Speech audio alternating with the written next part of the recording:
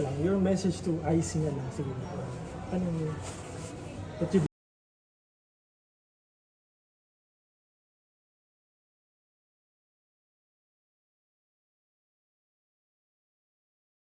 Your message to IC na lang, sige. Anong, what you'd like to share? Pagpipray gusto mo yun siya. Pagpipray namin kayo, yung buong pamilya. Yun, totoo ha, yun naman din ang ano ng SB talaga na syempre kailangan nilang, walang halong plastic ha, kailangan nilang malagpasan to. Pero after nito, wala naman eh.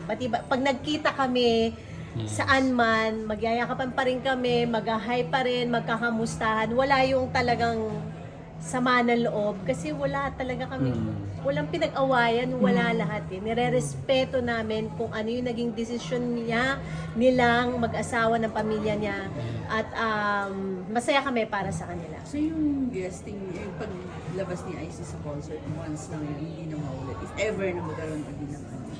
Hindi ko, surprise yun eh. Wala talagang nakakaalam. Si Mia Si Mia lang, nakakaalam. di ba?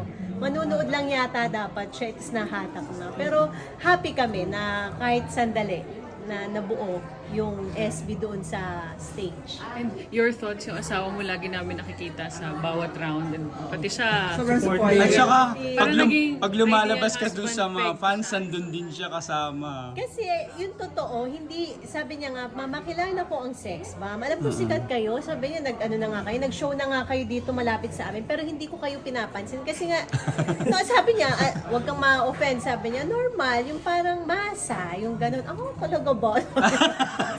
O ikaw na yung hindi mahal. Hindi, ganun, di ba?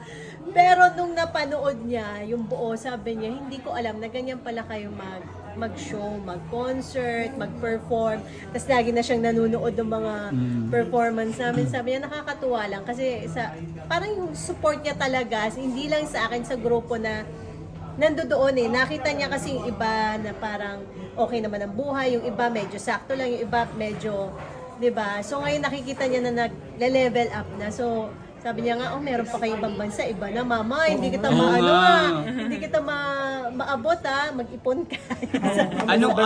Anong unang country na pupuntahan? Sa UAE, Dubai and Abu Dhabi. Yun yung una. And then next namin, US. So makakasama kaya siya kasi, di ba? Ay, yun ang hindi ako sure. Pero sa napag-usapan namin, marami yung tour eh. Parang sabi niya, isang beses lang kita masasamahan. Kasi never pa yan simula nung natapos yung campaign. Hindi siya nagbakasyon talaga. Usually kasi nagbabakasyon kami para mag-reset siya. Ngayon hindi pa siya nagbabakasyon. So, inanuhan niya naman ako na hindi siya makakasama sa lahat. Dahil kailangan niya mag-work. At sinabi ko din naman, hindi ko pwede nang pag-ganon-ganon kasi baka mamaya Ma-issue. At saka sunod-sunod na issue sa Bulacan kasi, di ba? Totoo naman din. At in fairness naman sa kanya, nagtatrabaho naman din Yes. ng yung trabaho niya. But nagpe-prepare na ba kayo para sa World Tour? Ngayon, pahinga yung ibang girls. Pero yes, malapit kami mag-prepare para sa World Tour. Ano ba ito? Parang magiging mas complete ba kayo? Dates na din ba yun? Meron na, 27 yung Dubai, 28 yung Abu Dhabi. Feb 27. March. Oo. Magiging kompleto ba kayo? As complete as yung dito sa Manila? Halos lahat nandoon. Halos lahat yung nandoon. May surprise guest. Ayun ang hindi namin sure. sa US makakasama na ba si Chense? Sa US, yes. Kasi Since nandoon nandun naman siya, siya. oo. Nandoon siya. Parang yung sa UAE, si Joanna kasi bumalik na.